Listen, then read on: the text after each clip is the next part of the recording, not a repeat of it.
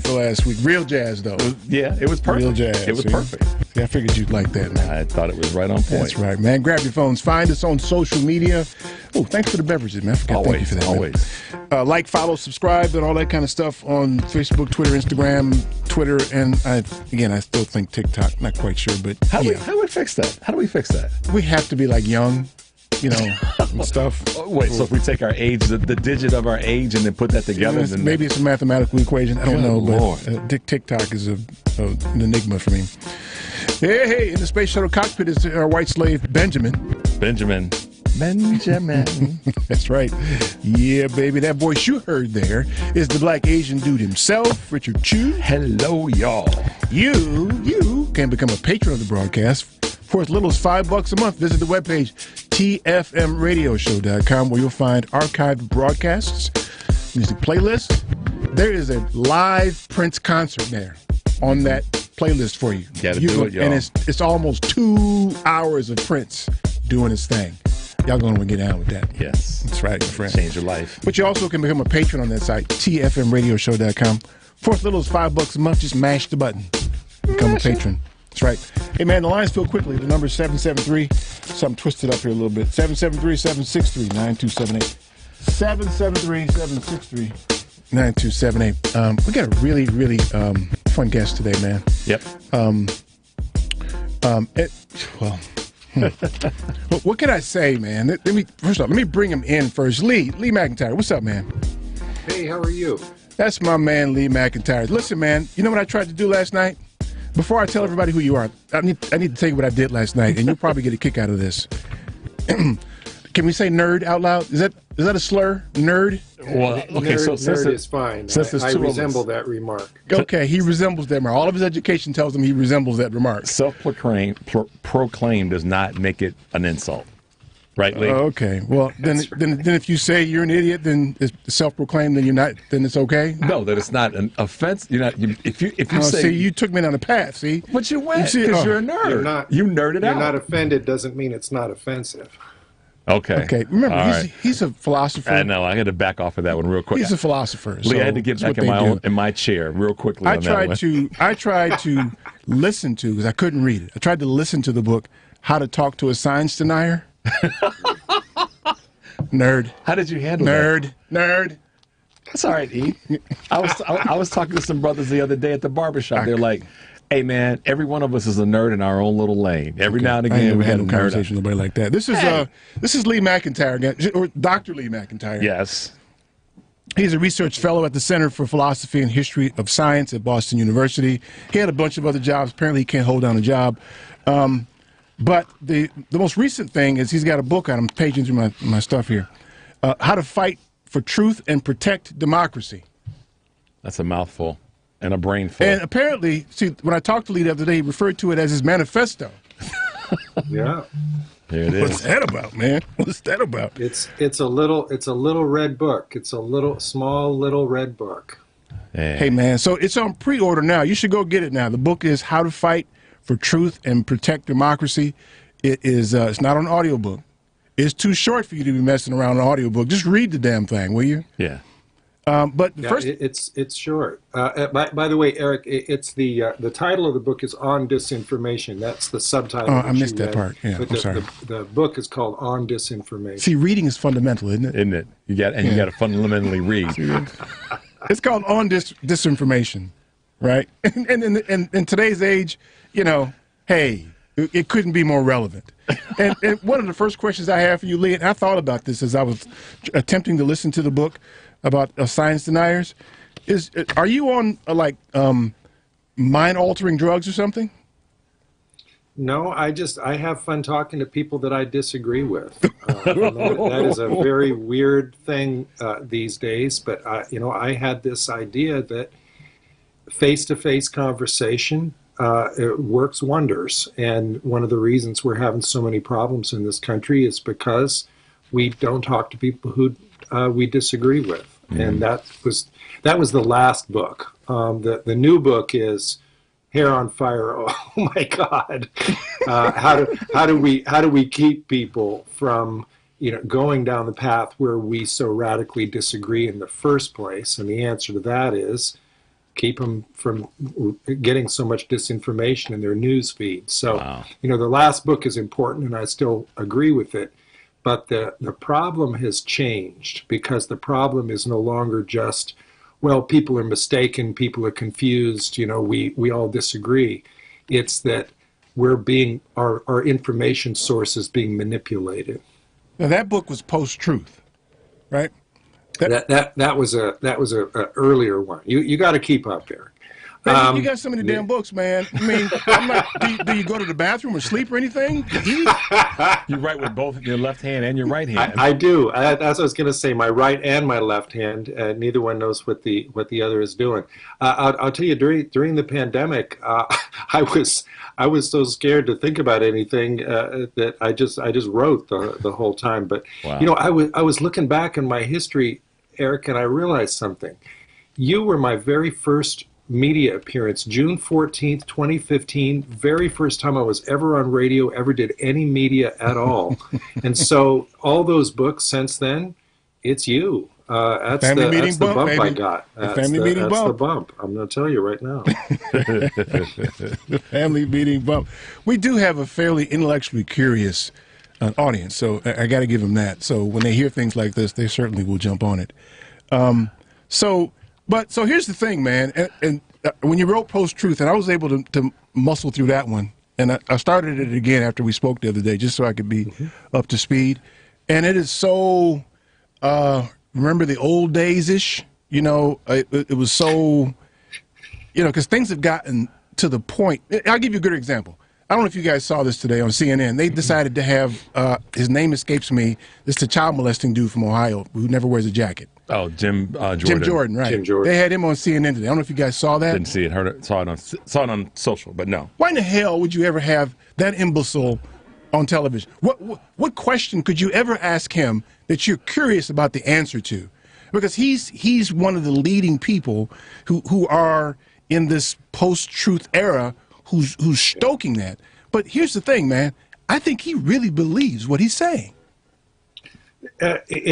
Here's the problem. So I'm not surprised. I didn't see it, but I'm not surprised he was on CNN. One of the best ways that meant something. That was a statement there. Yeah, okay. no doubt. Yeah. Well, but here's the problem. One of the best ways to fight disinformation, which is intentionally false information, people make it up for a reason. One of the best ways to fight it is not to book liars on your program.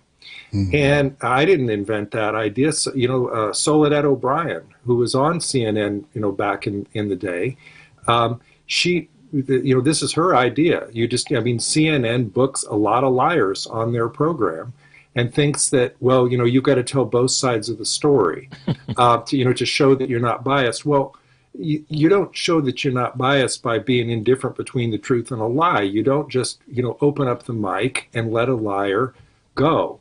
Now, here's the thing about Jim Jordan. You raise a really strong point. Does he believe what he's saying? And some people are, what the Russians used to call useful idiots, right? They will just repeat, whatever the party line is, whatever misinformation or disinformation you feed them. And maybe because they believe it. But then there are the people who repeat it, maybe who don't believe it. It hardly matters, because it all comes from a lie. If the source of the bad information is a lie, then if somebody's spreading it because they believe it, or they're spreading it cynically just because they want others to believe it, it's kind of the same. Because, I'll give away the whole book right here. I talk about a book on tape. I'll tell you the book. You don't amplify lies. When you amplify lies, you cause, horrible damage, and you're never going to get the people who create the lies to stop. And some people are just going to believe them once they hear them. The way to pinch on this is to stop booking liars and just, let them say the lie, especially when they don't push back. That's my beef against CNN these days. They don't push back. They're just, let them talk. Yeah. It's a shame, man. And so I think for me, it's gotten to the point where you're standing on the corner with somebody who's insisting that traffic can't kill you. And I'm like, well, then, go ahead. After a while, you're like, yes, it can. And they're like, no, it can't. And that you're a liar and it's a deep state and blah, blah, blah. I was like, listen, let's just wait till rush hour and you take your dumb ass out in the street. Yep. Go ahead. Yep. That's how I feel about these people. When we were in the pandemic and they were running around talking about the viruses and the vaccines, I was like, listen, just go ahead and die then. Yep. If you don't believe it. Go ahead and die. We're not trying to fix you anymore. It's I think that's a problem, though. I mean, look, I sometimes I feel how you feel, and I understand it. But here's a way to think of it. Maybe they're victims. Maybe they're believing this information, and I mean, as annoying and hard to deal with as they can be, if somebody believes somebody else's propaganda, then they're kind of the victim, which means that in a way they're kind of sick from a disease, and we've got to figure out what we can do to rescue them, to salvage them and bring them back. I mean, maybe we can, maybe we can't. Maybe that's an impossible task. That was what my earlier book was about, how you might try to do that. But I mean, the thing that really woke me up for this new book is that most of the people that you're talking about who are, what I would call deniers, they deny facts when they're right in front of their face. The reason they're deniers is not because they're confused or, because it's a mistake or an accident. They're deniers because somebody wants them to be. Somebody has created a lie and fed it out to them because it serves their purpose to have an army of deniers. Yeah, but it's a cyclical problem because what you just said, if you say that to them, then they'll think that you're a liar. You got your little fancy degrees and your Northeastern driving. You still got that Subaru? I know you got a Subaru. I still got the Subaru. I know, because all of you guys have Subarus. So they think all you guys are just making this up and that you're part of the deep state and you've been brainwashed. So, how can you convince somebody who's convinced that you aren't convinced? Did you see that? No, I did that? That's the question. I mean, Eric turned us around the corner 3 times on that one. But that's the question that I'm curious about, Doc, is how do you, not you specifically, but how do we collectively, when we are faced with what Eric just described, I mean, how in the heck do you deal with that part of it? Mr. Philosopher? Yeah, I think the key here is trust. People, if you go into the conversation with somebody who disagrees with you as if they're an idiot and you've got to give them the facts, and if they don't believe the facts, then you've confirmed they're an idiot and you walk away. It's never going to work. Never going to work for who? Well, they're never going to believe you. Yeah, okay, I get you. But there are a lot of them, right? And the thing is, they don't have a fact deficit. They have a trust deficit. They don't trust you because the people that they've been listening to are not just feeding them false information, say about vaccines. They're telling them that the other side are liars and evil people, and they should hate them and not trust them. So really, to me, the problem, and I've talked to a lot of people who are deniers, flat earthers, climate deniers, anti-vaxxers. And the reason they don't listen to the facts is because they don't trust the person sharing the facts. And it seems to me that the solution, it doesn't work every time. It doesn't even work most of the time. But I think the only thing where you've got a chance is to try to get somebody to trust you. And you do that in face-to-face conversation where you're calm and you're patient and you just, you try to have a conversation, which is, a very human thing. I mean, look, you know, because you started to read my book, I went to a flat Earth convention. I did. He did. I did. He did. Denver, Colorado. He's on mind-altering drugs, you see. He's on mind-altering drugs. And I spent 2 days with them talking about why they believed that the Earth was flat. Now, here was the thing. They're probably not hurting anybody. The one I'm really worried about are climate deniers and vaccine deniers. I mean, this was before the pandemic, but still vaccine denial is a big deal. But the reason I did it is because, I mean, I very quickly figured out some of these people were pretty well read. I mean, they knew some physics. They had studied some physics. But the thing that I went at as a philosopher, I wasn't just sharing facts. I was asking them, why do you believe that? Why do you trust this person and not that person? What, if you really say that you're a scientist, what evidence could I share with you that would change your mind? Because that's the way scientists reason. And I mean, look, I didn't get any of them to rip off their lanyard and leave the convention, but I had a lot of conversations with people who were delighted to listen to me because I listened to them. Yeah. Really? Yeah. It was, I mean, I'm not going to lie to you, it was weird. It was the weirdest 48 hours of my life. But it was important because I think that what I learned from that is if I could talk to them, I could talk to anybody. Well, indeed. Right. Wow. If you can talk to them. I think you went because of the mind-altering drugs. And the but altitude. That's just me. And the good feel of the altitude. Yeah. For heaven's sake. We got to talk about this, man. There's the other side of the equation. You're asking a lot of me, a person who is generally patient, to find a way to talk to these people. You've got your own show, man. You're the perfect person. Well, hell, they don't even call here anymore because I give them smoke when they call here. And we listen until they start then you say acting something crazy. stupid, and I tell them it's stupid, and they say you got to be nicer. I say you need to man up. That's how grown people talk. Yeah. Let's hit that when we come back from the break, man. You tell me how I can get over my thing to do that, Okay. to do what you did. The number is 773-763-9278. Stay tuned for more of the Family Meeting. Come on, 'cause I know you're the one.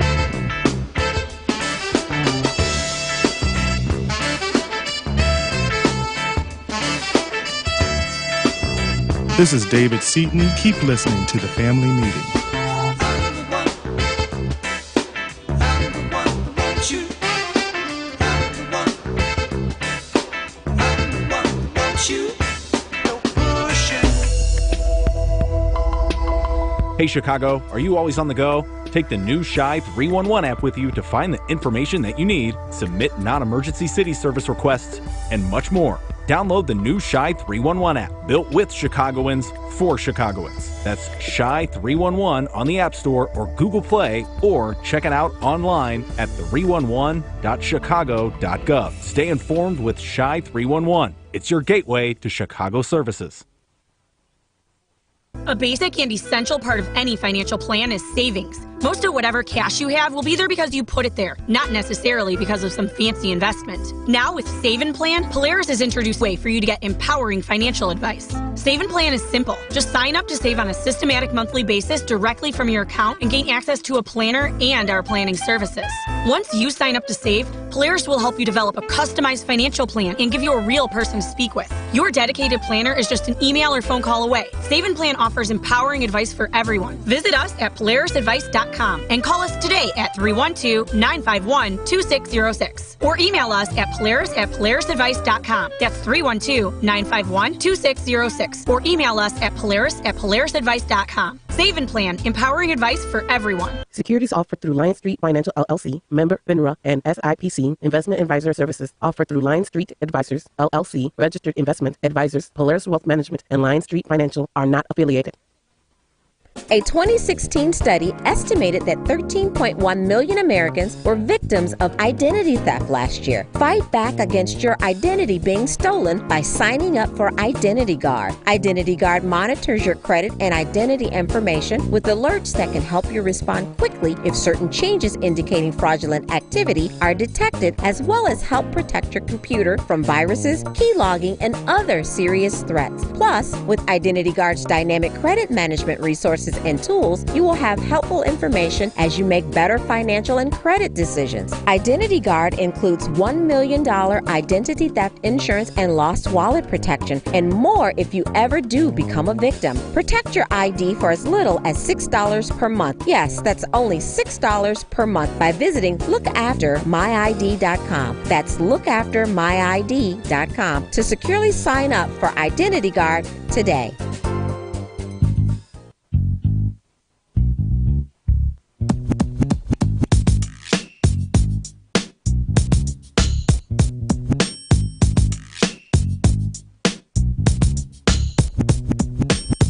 Brandy, Dark child, Maze Kid, Harlem on the rise. Come on, come on, come on, come on, come on.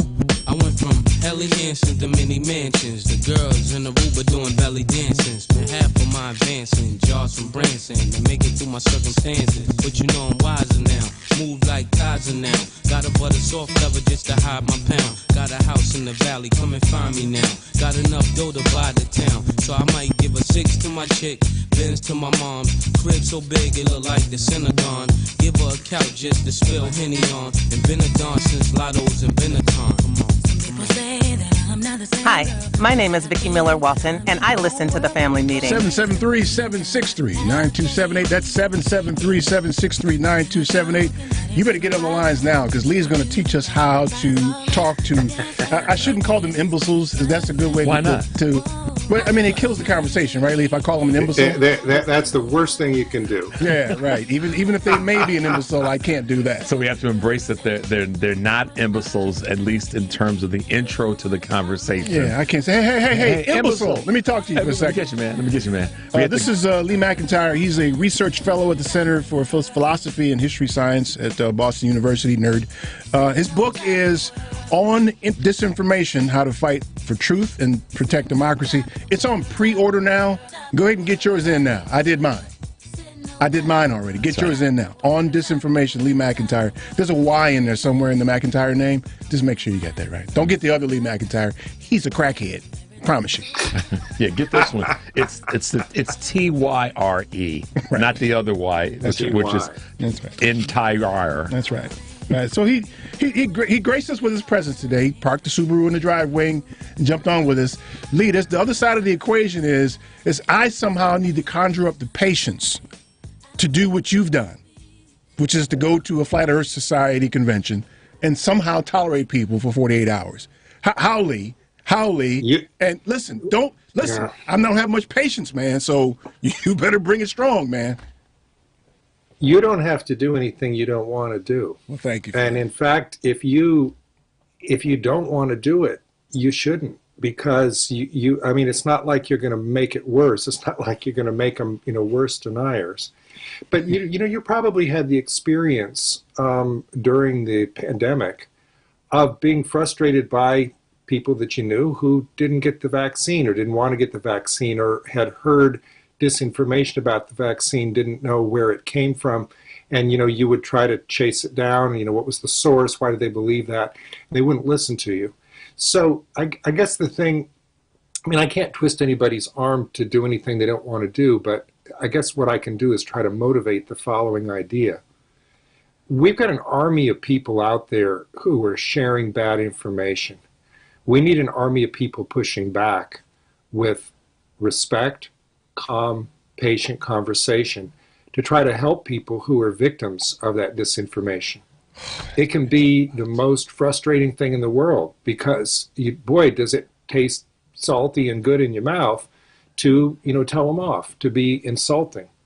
But the thing is, just imagine, what that does to them. I mean, it reinforces the idea that you're the enemy, that, you're not to be trusted, that you're just somebody that they shouldn't listen to.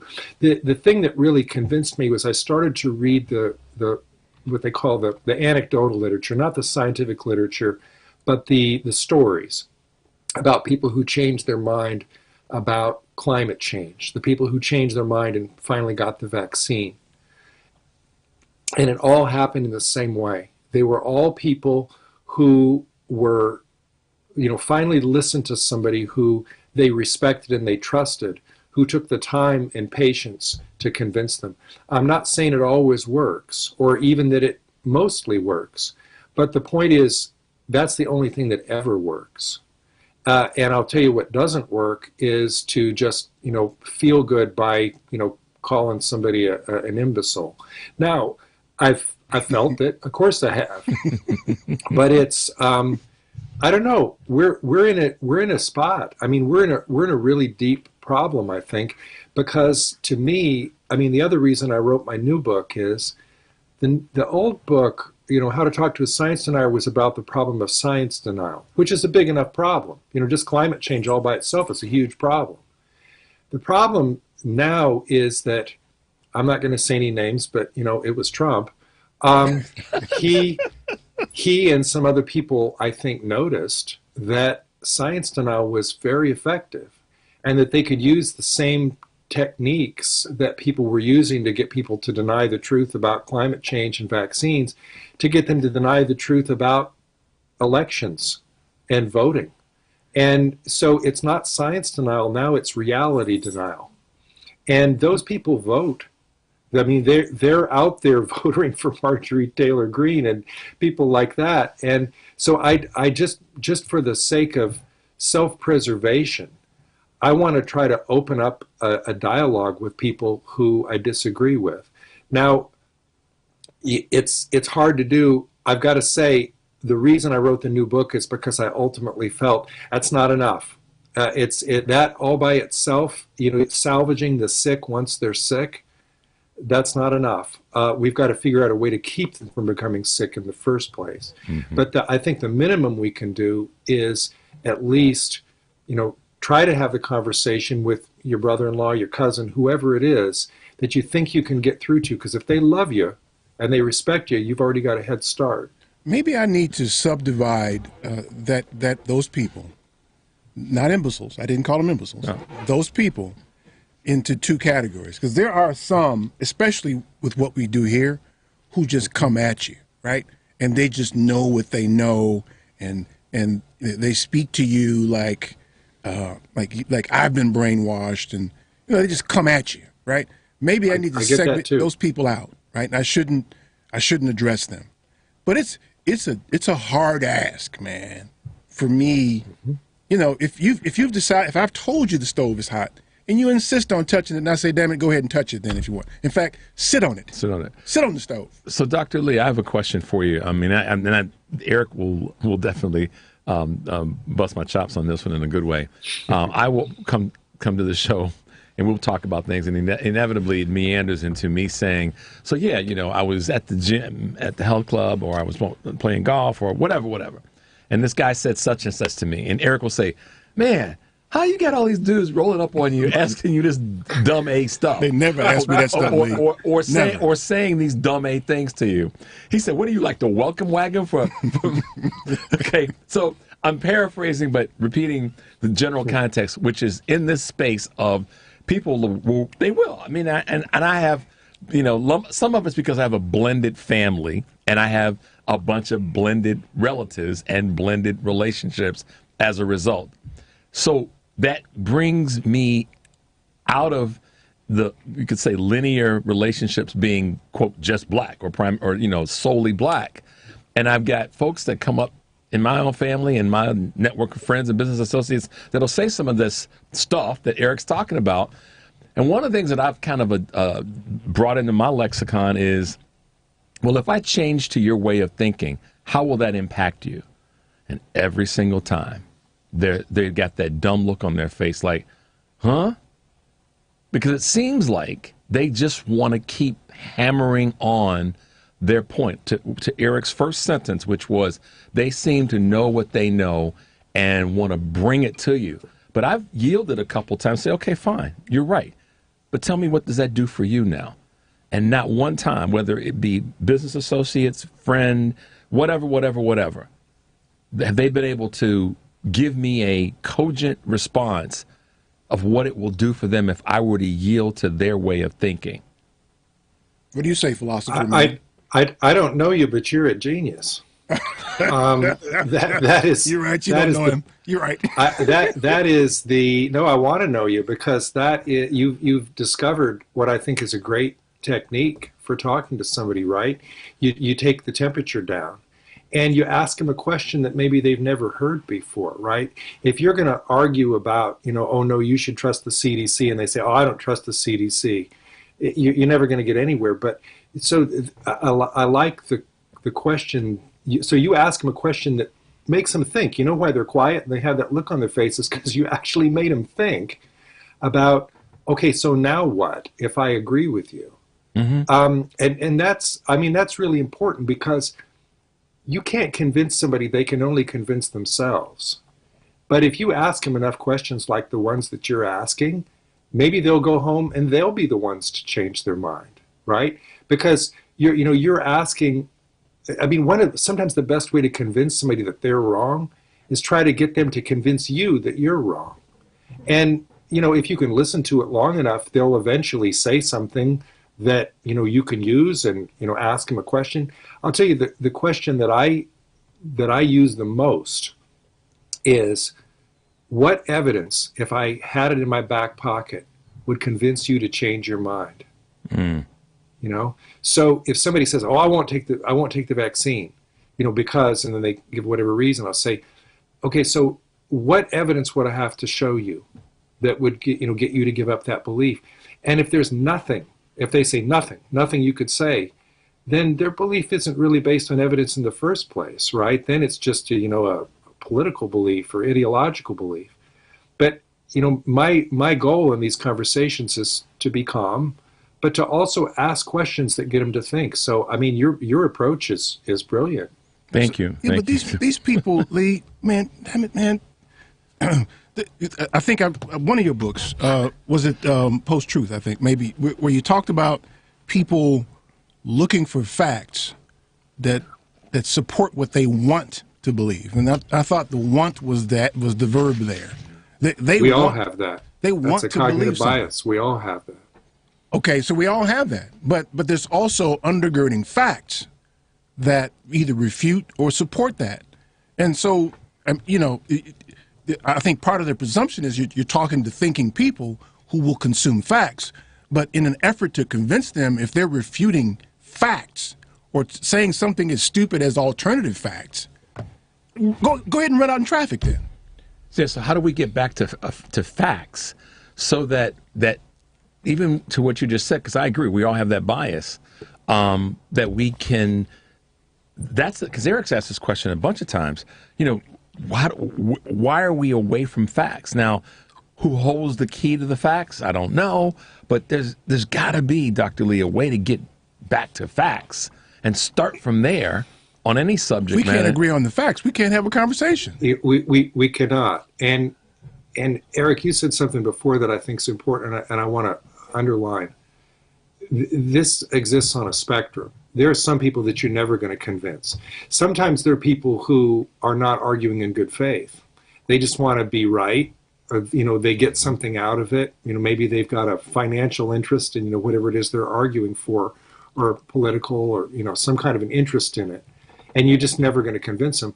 But there are other people out there that are maybe worth the time. There are other people who, maybe they're upset, or they're scared, or they're confused, or, they're just pissed off.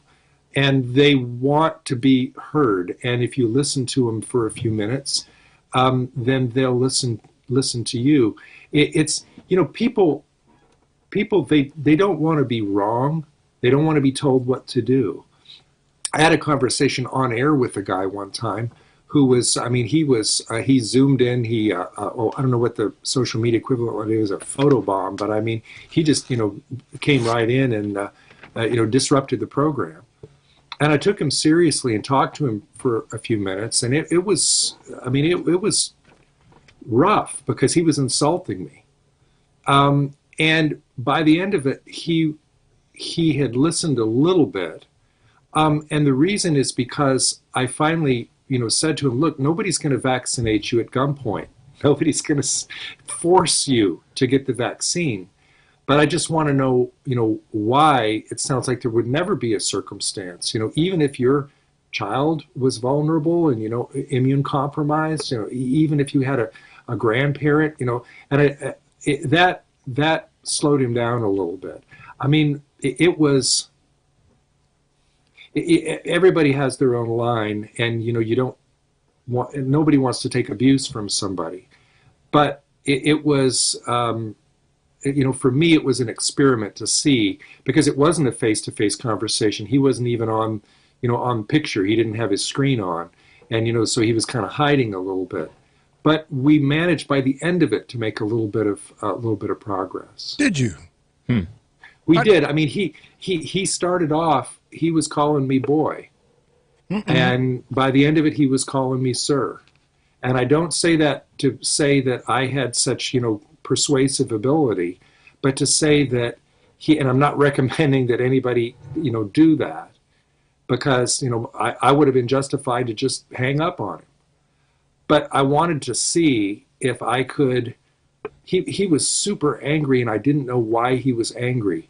And after allowing him to kind of work himself into a frenzy for about 3 minutes, he was exhausted. Mm. That's kind of the main underpinning of this post-truth, is that they convince people on things that either make them angry or afraid. And I was telling both. Yeah, I was telling somebody, one of the few people that I talked to briefly about this, who was on that track. I said, don't you just feel like you're always angry or always afraid of somebody or something? Yeah. Do you think that's part of the equation, that somebody's manipulating you to do that? What a nice segue you gave me there. Wait a minute. Hold your thought, man, because we got to take a break. All right, okay. Store that up, man. Store it up and get it ready. And listen, man, you need to have a podcast. Hell yeah. If I could, you were playing the Crusaders there on the outro music before. That was great. Hey, man, you need a podcast. You do. Man. You do, Dr. We're going Lee. to talk about that, man. Yeah. Dr. Lee's podcast, man. Yeah. And you can take all the mind-altering drugs you want before you do it. Nobody's going to know. Nope. We'll keep it quiet. 773-763-9278. Stay tuned for more of The Family Meeting. Why you telling me I'm never gonna survive? But once upon a time, yes, I believe that but sorry, no way, no lie. You can't control. This is Dr. Frank Vaught from Health on Earth Wellness Center. Our website is www.healthonearth.org. Keep listening to The Family Meeting Show.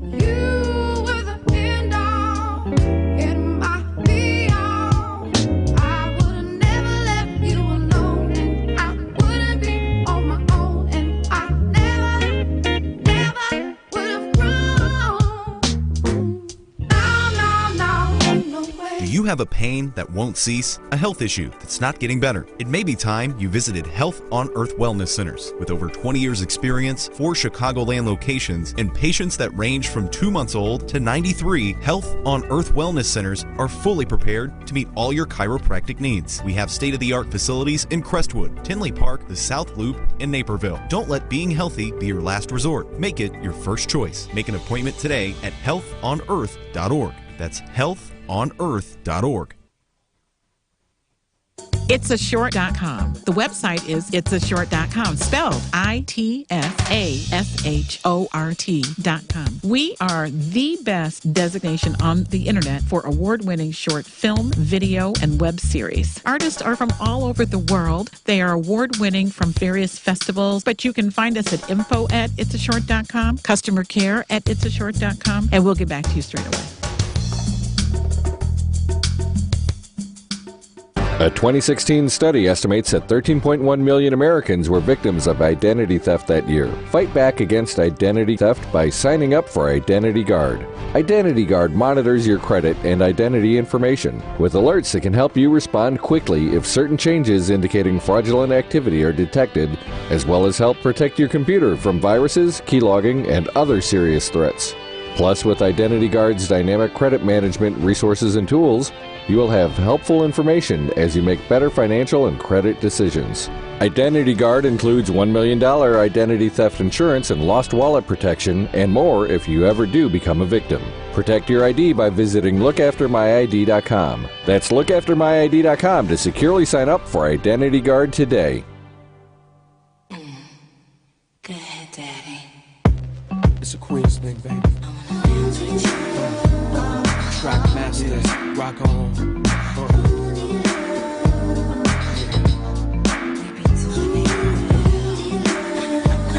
Baby, yes, rock on. The remix. How you doing, man? miss? My name is L, I'm from Queens. I heard about your man, he like the late Sugar Green. Dolce Gabbana Mosquito with Donna jeans, but he slipped up and threw his rock to a fiend. He be playing like a willy cause he dressed you up. Never knowing that his woman is in need of love. You got Versace, gold link, stomach chains with rocks. Official hairstyle, but you stuck up in the spot. Making love, Duke is weak, then he falling asleep. Hi, this is Valerie Simutis, and I am on the executive board for Women's March Illinois. Welcome back to the family meeting. 773-763-9278. I'm going to keep saying it over and over. Yes. And I'm actually going to read the whole title, which is On Disinformation, How to Fight for Truth and Protect Democracy. Lee McIntyre is our guest today. Dr. Lee. Dr. Lee. That's your podcast name, man, Dr. Lee. Dr. Lee, so what I got to know is, what you know about the Crusaders? Oh, I listened to so that was the Crusaders. I've got about 4 or 5 of their albums on vinyl downstairs. Which is your favorite, I love the Crusaders. Which is your favorite Crusaders album? Not Joe Sample or the Breakoffs, but which is your favorite Crusaders album? What's it called? Break the Chain? Something, the chain, it was Chain Reaction. Chain Reaction. Yeah. Yes, yeah. Absolutely. I play the guitar and I play the bass, and the Crusaders, very, very nice. I haven't listened to them in a long time, but first thing I'm going to do tonight is take out Chain Reaction and put it on. And you got to listen, keep that same old feeling. Come on now. That was good, yeah. So, all right. You guys finished? Yeah, we're done. Sorry. Okay. So you gave me a nice segue, and then of course I had a senior moment, and I forgot what I was going to say, but I wrote it all down. then I wrote it all down, so I'm ready for you now. Well, go ahead. And so you asked me how it was that these people got so mad about facts, and or afraid. Right. Yes. Fear and anger. And it's because somebody's making them that way. It's because it's to somebody's benefit to create an army of people who are so angry and so fearful about facts that they're subject to whatever other information you want to give them. And now, again, I'm going to spoil the book. I'm going to tell you the answer here. Anybody who's watched Fox knows that, this is their stock and trade, right? Fear and anger. I mean, that there's demagoguery. They whip people up. What a lot of people don't know is that quite a bit, and I'll just talk here for a minute again about science denial, but it works for reality denial too. What people don't know is that an awful lot of science denial about vaccines, about climate, about AIDS, about many things, is from Russia. Russia, I'm reading a book right now called The Handbook of Russian Information Warfare. And the Russians back, to the 1920s and, through the time they were the Soviet Union, part of their goal has been to destabilize the West through being in an information war with us. And I'm going to tell you a story now that is going to blow your mind. But I've got the backup on this. I've got the receipts. I'm not making this up. Probably, 99% of the people in your audience heard the rumor, untrue, false, debunked, that there were tracking microchips in the COVID vaccines.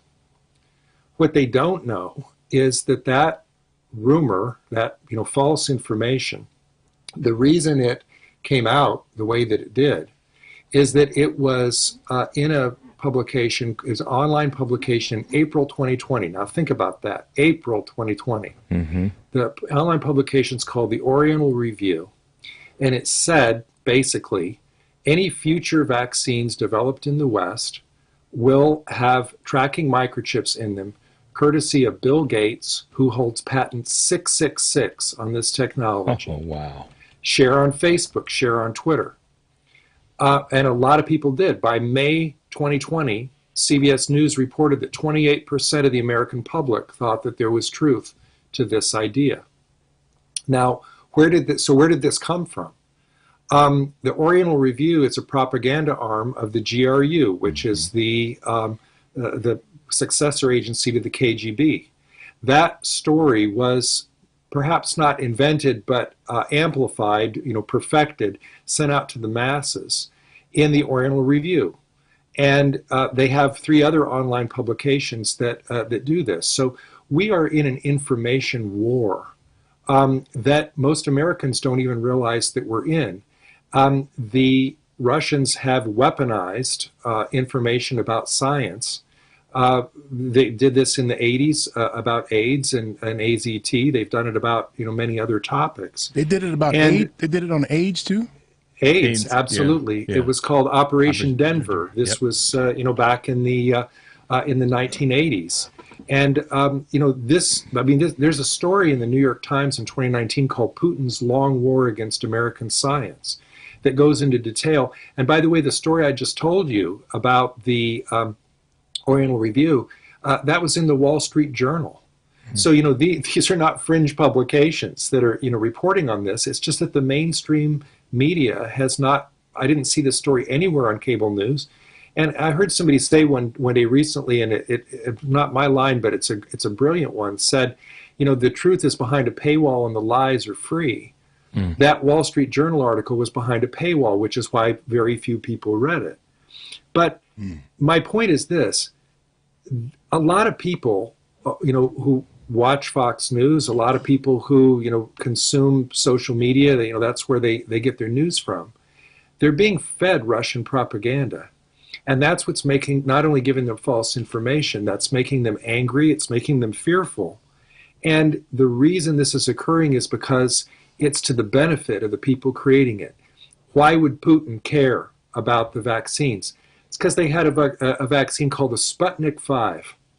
And in May or April 2020, they were ahead of us on the vaccines. And they wanted that Sputnik vaccine to be the one that got taken up in the Asian and African market because it was a lot of money and a lot of prestige. I mean, they didn't call it Sputnik for nothing. So, when you peel back this curtain a little bit, and I know this sounds like a conspiracy theory, but, I've got the receipts for it, and the receipts are in the book. If you peel it back a little bit, you'll realize that a lot of the really weird, crazy things that people believe are Russian propaganda. So one thing that I found to be fairly common with the people we're speaking of is that they're not readers. They'll consume 5 or 10 second clips. And I can't tell you how many articles I've received from people where it's clear that they only read the headline.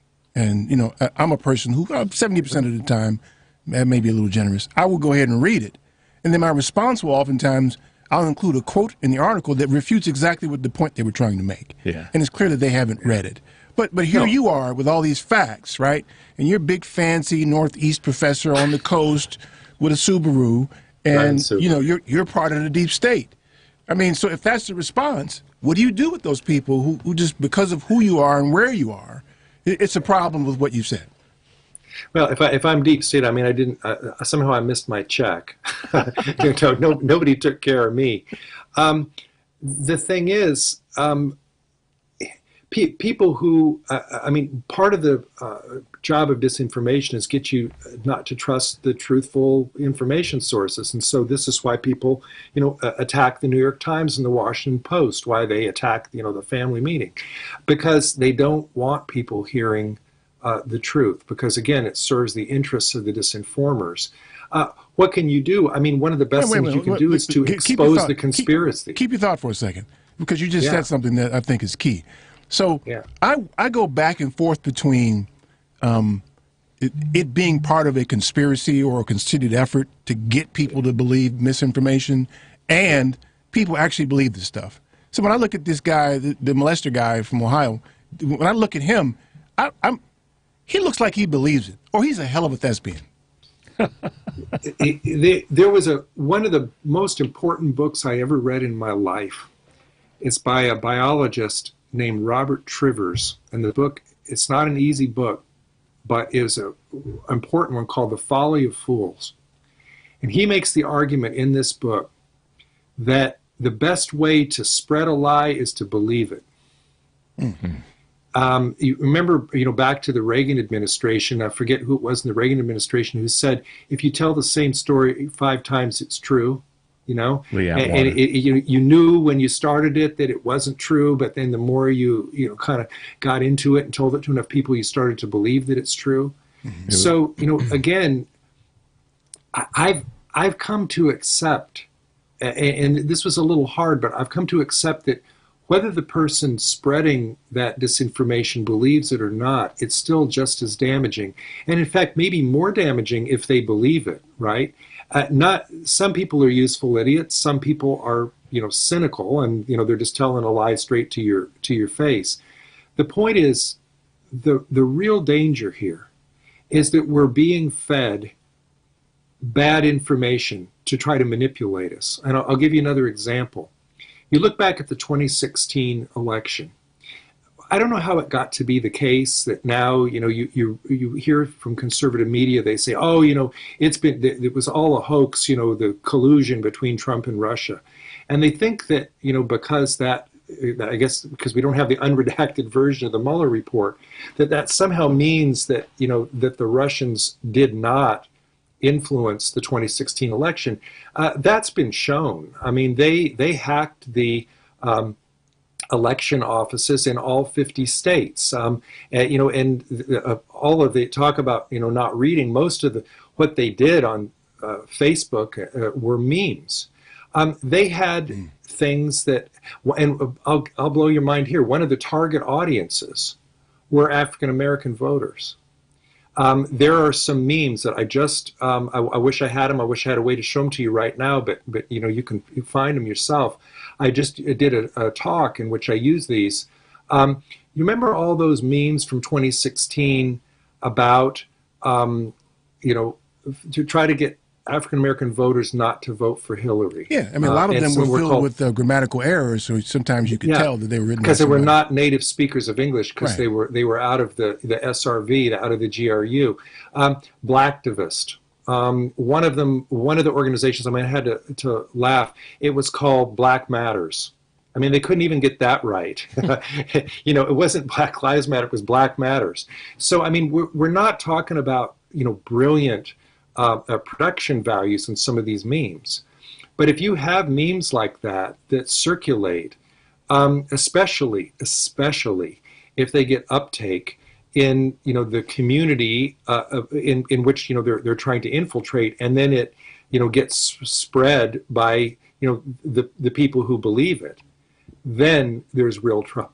Then there's real trouble, right? Yeah. And that is one thing that Russia does. Russia, right now, a lot of their disinformation is intended to appeal as quickly as possible to a domestic news source, because once it gets taken up by a domestic news source, the U.S. Army can't touch it. U.S. intelligence can't touch it, because we can't go after domestic disinformers. There are these brilliant people up at West Point at the U.S. Army Cyber Institute fighting disinformation all day, every day. But the minute it goes on Fox News, their hands are tied. Yeah. Now, if you've ever watched Fox News, you realize that, especially before Tucker Carlson was off of there, a lot of what he said were talking points from RT, yeah. And his broadcasts were rebroadcast in Russia the day after they, came out in the United States. So there's something going on there. There's some sort of weird nexus going on that, again, this sounds like a conspiracy theory, except that, when you do the reading on it, you figure out that, there's actually something to this. We are in an information war, and the best way to fight an information war is to realize you're in one. People have to wake up to the fact that a lot of the stuff that they see, especially when they see it and they go, oh yeah, damn right, oh that's true, I feel that.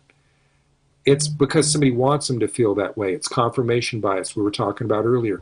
They're psychologically manipulating you to try to get you to think that the vaccines are dangerous and all these other things. So does that make Tucker Carlson a victim then? And the victim you described earlier? I don't think so. I think he knows exactly what he's doing. Well, okay, so what's your proof there then? How do you know that? Or do you? I don't. But I followed enough of the Dominion lawsuit to recognize that Tucker Carlson is one of those people that even when he knows something isn't true, he'll say it anyway. Mm-hmm. I mean, he didn't exactly seem to be, heavy with the mea culpa at that point. Right. So it makes me wonder whether, I guess I just don't have a lot of patience for people who amplify lies. People who believe lies, I will listen to them. I'll talk to them. People who amplify lies makes me furious because I think that you're supposed to be the patient know one, better. man. You're supposed to be the patient They one, mostly man. know better. I thought you were the patient one. You have been. Not always. Okay. So you're not a good teacher for me then, because I don't have any. I thought you were going to teach me how to be patient, man. You didn't ask him for that, though. You asked him to explain some of the pieces that we're dealing with. I don't think he was going to accomplish it, but I figured he was going to give it a good old college try. Hey, Doc, you know... Listen to the Crusaders. It'll calm me down enough. There you go. And those mind-altering drugs, too. And all right, we got to take a break here, y'all. The number is 773-763-9278. Lee McIntyre's with us. Get the book, y'all. Stay tuned for more of The Family Meeting. You stood right beside me, yeah, and I won't forget. This is Jack Charlier. You can find me on Twitter at Citizen Jack. Keep listening to The Family Meeting. I wanna make sure I'm right, girl, before I let go. We've had our good time. Hey, Family Meeting cousins. As you know, we created a Patreon Family Meeting subscription and membership page to include you great listeners in our effort and give you a chance to very economically promote your business, organization, or local event. You can contribute as little as $5 per month to get your message out and support the Family Meeting as a viable voice. We know you appreciate our permanent interest dialogue, get up and dance playlist, and our great guests who stop by. So become a cousin and go to our website, tfmradioshow.com, and click the link. This is Chicago's Progressive Talk, 820 AM, WCPT Willow Springs, and online at WCPT820.com, where facts matter. Polaris is introducing a way for you to get empowering financial advice, save, and plan. If you are like a lot of people, you'd like to work with a financial planner, but don't know if you earn or have enough to invest. Save and Plan will allow us to work with nearly anyone from young professionals to retirees looking to travel the world. Save and Plan is simple. Just sign up to save on a systematic monthly basis directly from your account and gain access to a planner and our planning services. Once you sign up, Polaris gives you a customized financial plan, a real person to speak with, and information to help you make good financial decisions. Your dedicated planner is just an email or phone call away. Save and Plan offers empowering advice for everyone. Visit us at polarisadvice.com. Call us today at 312-951-2606 or email us at polarisadvice.com. That's 312-951-2606 or email us at polarisadvice.com. Save and Plan, empowering advice for everyone. Securities, insurance, and advisory services offered through FSC Securities Corporation. Member FINRA, SIPC. Insurance services offered through Polaris Insurance Agency, Inc., which is not affiliated with FSC Securities Corporation.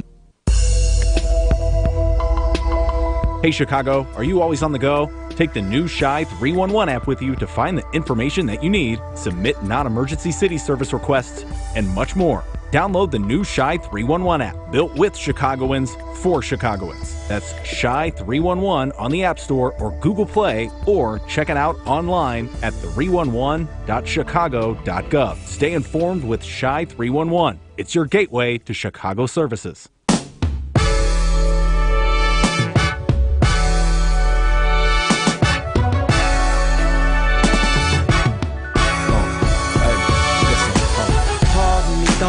If I alarmed you, I don't mean to bother you. I just wanna get you to pause and slow your walk, so maybe we can talk and I can try to charm you. I'm just trying to find out who you are. I don't mean to come off like a telemarketer. I ain't no hood, no crook, no robber. I just want a part of your heart I could borrow sometimes.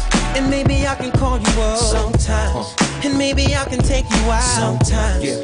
So let's exchange digits and later arrange visits, either your place or mine, yeah. This a different type of commitment, yeah. I'm talking about a true friendship, yeah. Someone I can depend on and be down no matter what. Let me know if you with it, cause girl, it'll be fly. This is Michelle Duster, professor, public historian, and author of Ida B. the Queen, The Extraordinary Life and Legacy of Ida B. Wells. Welcome back to the Family Meeting. Hey, y'all. The number is 773-763-9278. 773-763-9278. Our guest today is our dear friend, Dr. Lee McIntyre. He is the author of a most recent book. He's got like 155 books. I know. He's working on 156 ones, so it's like, good God. So your next I just finished it while I was on the air with you. Hey, there you go. Boom, bing, bing, bing, bing. It's like that, right? On disinformation, how to fight for truth and protect democracy is the most recent book. It's not out yet. You got to find it and go on pre-order. I don't understand the little fancy book things that they do, but how come I just can't have the book, man? Just, okay. Y'all ain't finished printing it? What? Give me the book. They're printing it right as we speak. Well, don't tell me about it till you finish printing it then. You just get us mouth all ready for it. No, I'm ready to eat, and I can't eat now. Hey, Dr. Lee, so you were talking earlier about the impact of Russian disinformation and all of their propaganda teams that are built into their machine. And I'm sure you're familiar, I shouldn't make the assumption, but are you familiar with the statement made by the former leader, Nikita Khrushchev, where he said, we're going to tear down the West, starting with the United States, from the inside out without firing a shot? And here we are. Are you familiar with that statement that he made? Absolutely. That has, and I mean, he didn't just kind of invent that off the top of his head. I mean, that has been the goal for a long time. In this book that I'm reading, the one about Handbook of Russian Information Warfare, this is a handbook from NATO. It's free. Anybody can write to NATO and get it.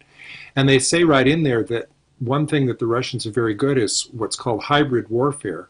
That there, is not just the kinetic warfare, the shooting war, but the information war, and that the information war goes on even when the shooting is not happening, and that there's a way in which that's almost preferable, right? Because you can hollow people out from the inside. It is. I was just reading it earlier today, and I wish I had my other glasses on because I could just find the quotation, but it was something to the effect of how you could sometimes win your goal without firing a shot. It was, this idea that you just mentioned, that, you could get somebody to, it's a technique, it's called reflexive control, get people to think that it's their idea from the inside, even though they're doing what you want. Mm-hmm. It's all part of it. What's that? What you call it? A flexive idea? Reflexive control. Reflexive control. You make somebody think that it's their idea. It's an interrogation. So we do that all the time in sales. Yeah. We make you think that it was your idea. Yeah. Part of interrogation techniques. I think you told me you wanted a brand new car, didn't you? Didn't you? Like that. I think. What color did you say? Yeah, that's it. Doc, I think you said you wanted to write a book on jazz. I thought I heard you say something about that. Oh no. I had to say that. I didn't think I'd get that kind of a good laugh from you, but also to mess with my man E, because he's always talking about what real jazz is. But I'm glad he doesn't like real jazz. No, that's not true. He likes that new funky jazz, that modern. Dr. Lee, I love all forms of jazz, so don't believe Eric. He wants modern jazz quartet. Is that real jazz or not? Well, Eric wants to get you to think. See, he's already trying his reflective. I heard it. That's not reflexive control. That's growling. There you go. Yeah. That's right. Let's see what's on Jim's mind, shan't we? Hey, Jim. Thanks for holding, man. Hey, guys. How you doing? Yeah, sorry. Good conversation. I was thinking about the best boxer in history. We had him in Illinois. Paul Powell was the greatest boxer in history. He had $250,000 stuff in every box. Paul Powell, the Secretary of State. Oh. He had boxes all over his apartment full of money, boxes all over his house, every kind of boxes. Cake boxes, shoe boxes. He dropped that and went into the apartment. He had at least $250,000 just in boxes and closets. That was probably about a 2-week take. So he was the best boxer in history.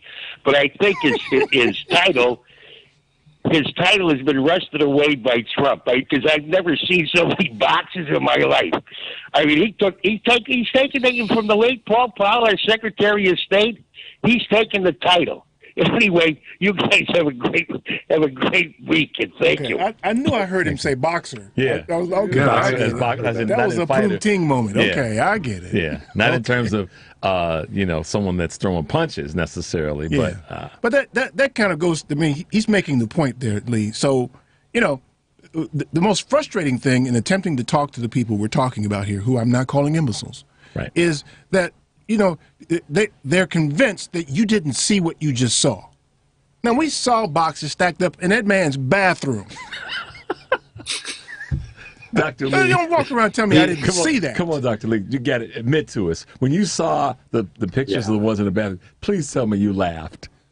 Of course I did. But can I also say, I mean, is it a laugh or a cry? Yeah. The next thing, I was watching MSNBC, and the next thing I heard was one of the hosts said that they were out interviewing voters who were adamant that those pictures had been faked. Yeah.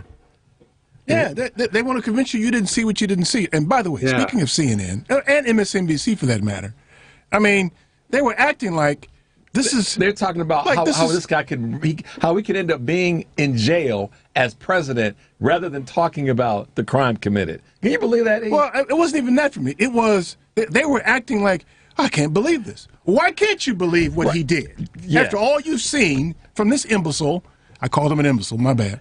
After all you've seen from this dude, how come you can't believe it? Why do you need 24 hours of coverage of something like it's news? Yeah, and he did this, yes. Now give me some other news now. And Dr. Lee, this also leans into the thing about reading and just reviewing information. The indictment. I mean, if going back to what I said before, the question about how do we get back to facts? Eric has pointed this out so many times. I mean, this is. We would hope that this would be a thing that would be a factual, non-biased, non-partisan, blah, blah, blah document that anybody could read. Yeah, but they were already defending him before they'd even seen the indictment. They didn't even know what the crime was.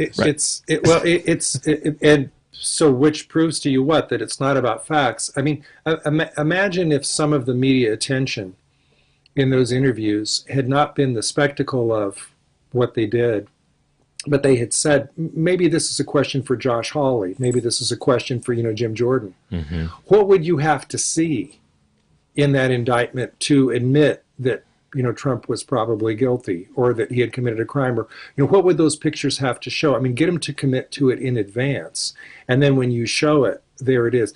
Maybe that still wouldn't work, but it is frustrating because it is the same situation. And I mean, yeah, it is science denial, reality denial. Even when you show somebody, right in front of their face, they're going to deny it. And Eric, you keep calling him an imbecile, and I mean, in some ways, he certainly is.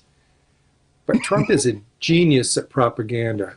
Mm-hmm. He is a master at propaganda. I mean, he just has this feral sense of, how to tell the lie in a way that it's got this little smidge of truth, just enough to hang on to, that his followers are going to believe it. And he's telling them, I mean, they want to believe it's true, and he's giving them a way, to believe it. And he keeps saying things like, they're not coming for me, they're coming for you. I mean, he's handling it just even by announcing his indictment 24 hours in advance. He had a chance to control the news cycle for 24 hours. What did the media do?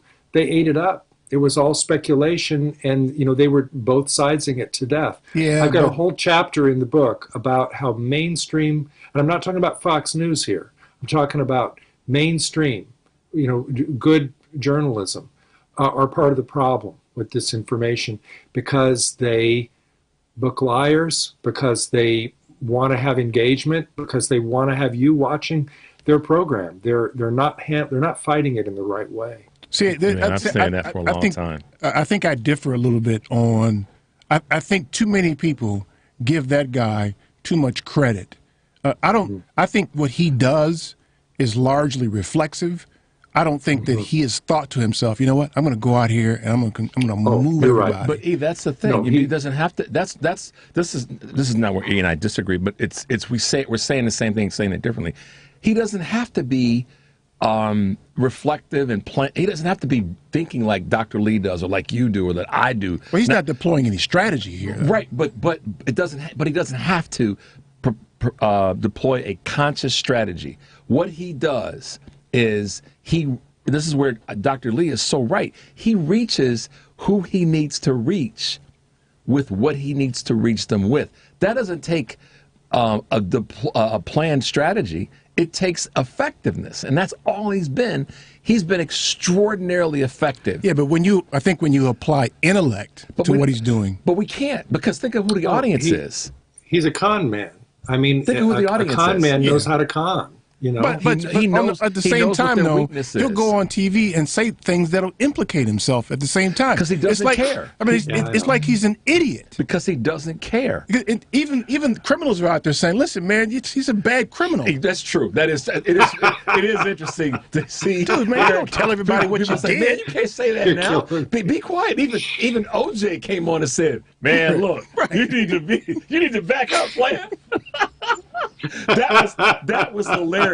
O.J. Simpson says, "Hey, man, you need to keep your damn mouth shut." Right. I mean, shut up, man. Shut up. And then they invited him on CNN, and he spent the whole hour implicating himself. Right.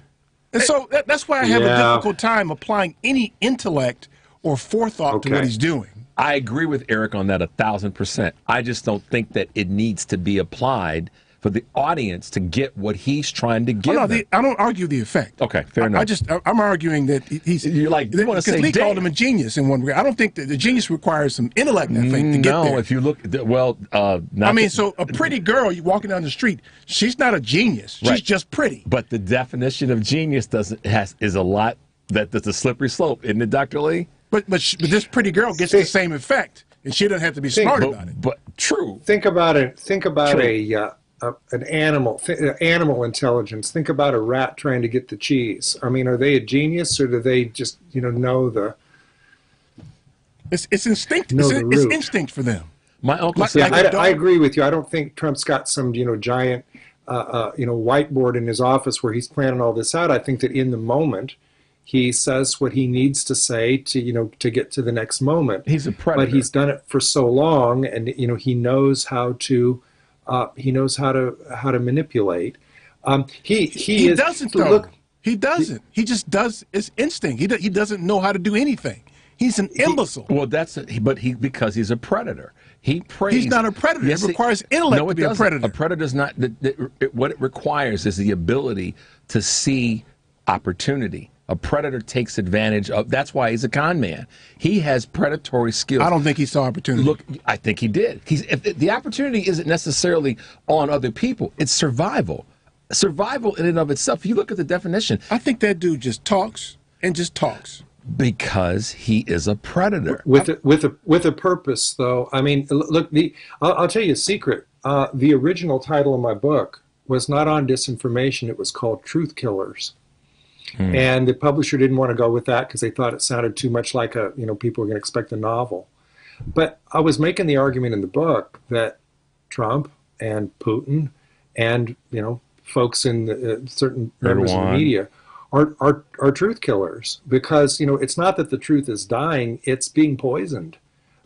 People are deliberately setting out to undermine not only truth but truth tellers. I mean, look at the sustained campaign that Trump has had against Dr. Fauci, or against the DOJ or the FBI. I mean, this is not just he says anything that comes into his mouth when it occurs to him. He has a goal. He knows what he wants, and maybe he's not you wouldn't want to use the word genius or brilliant to describe what he's doing. But he is a master tactician and strategist on knowing, what to say that will move him toward his goal, at least with a particular audience, right? You realize that some of what he's saying, he's not trying to convince you. He's trying to convince the 32% of Americans who will follow him right over the cliff. Yeah, but do I become a master tactician if somebody pulls a gun on me and I manage to convince them not to shoot me? Am I then a master tactician on not getting shot? In that moment, you are. Absolutely. See, and that's and I think let's give me more credit. I think no. In that moment, listen. I'm not even practiced at getting people not to shoot me. Doc, doesn't that go to the whole instinct of a person running into a building on fire? In that moment, none of us are going to stand. Eric and I, me and Eric are walking down the street, just happily going about our business, just doing our thing. We're not going to say, if that building catches on fire, one of our asses is going to run in there and save everybody. No, we're not going in there. Because we don't consciously think to do that. Call the fire department. But in the moment, if we were then walking down a different street and that were to be the occurrence, our instincts from a purely survival standpoint, as a human being, one of us, if not all three, would. That's instinct. You're not a genius. But that's what I'm saying. You're breaching my own argument, which is it's not that you're genius.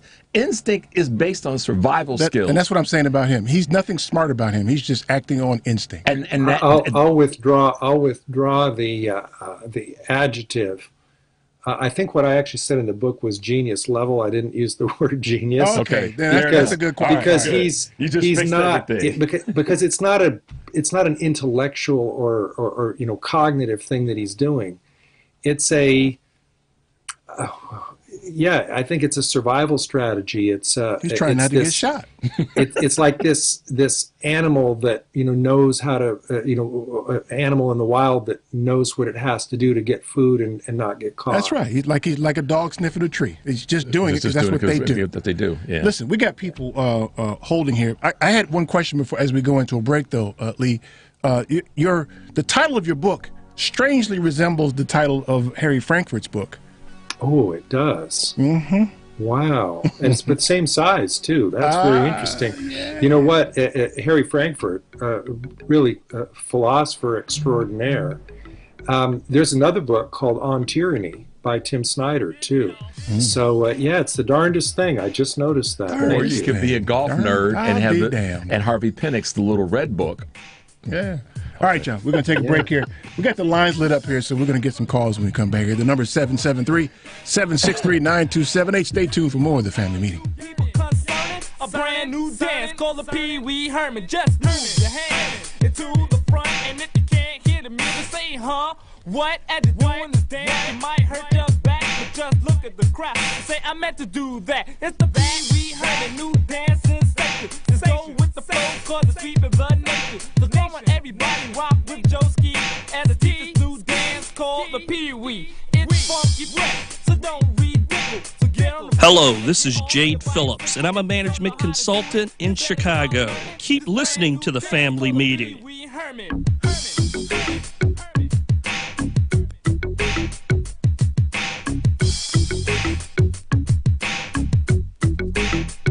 Itsashort.com. The website is itsashort.com, spelled ITSASHORT.com. We are the best designation on the internet for award-winning short film, video, and web series. Artists are from all over the world. They are award-winning from various festivals, but you can find us at info@itsashort.com, customer care at itsashort.com, and we'll get back to you straight away. We do. We buy, we sell, we move, we store. Anything, anytime, anywhere. We do. The company that handles all your stuff. If you have anything that you want to do something with, please call us. We buy, sell, move, store, donate, discard. Anything, anytime, anywhere. eBay plus U-Haul equals we do. We are moving at the speed of life. Call Terry Calloway, 312-343-9973, or via email, contact him at terrycalloway58@gmail.com. A single K plan is a 401k plan designed especially for business owners and immediate family, regardless if they are incorporated or not. Single Ks offer both employer and employee contributions and in many cases have no setup fee or annual plan administrative charges. Single Ks are simple to administer with no government reporting required. Most importantly, this plan allows employees to access their savings via hardship withdrawals or loans. Visit our website at polarisadvice.com or call us about your business or organization's retirement retirement plan at 312-951-2606 or email us at polaris@polarisadvice.com. That's 312-951-2606 or email us at polaris@polarisadvice.com. Polaris provides empowering advice for everyone. Securities offered through Lion Street Financial LLC, member FINRA, and SIPC. Investment advisor services offered through Lion Street Advisors LLC, registered investment advisors. Polaris Wealth Management and Lion Street Financial are not affiliated. Let me see you go back. Let me see you come forward. Now let me see you go back. Let me see you come forward. Let me see you go back. Let me see you come forward. Let me see you go back. Let me see you come forward. It's Friday and I'm ready to swing. Pick up my girls and hit the party scene tonight. Oh, it's alright. So get up and let this funky mellow groove get you in the mood.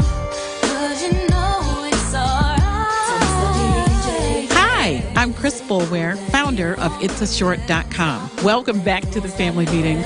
His name is Dr. Lee McIntyre. He's a professor, is research fellow at the Center for Philosophy and History of Science at Boston University.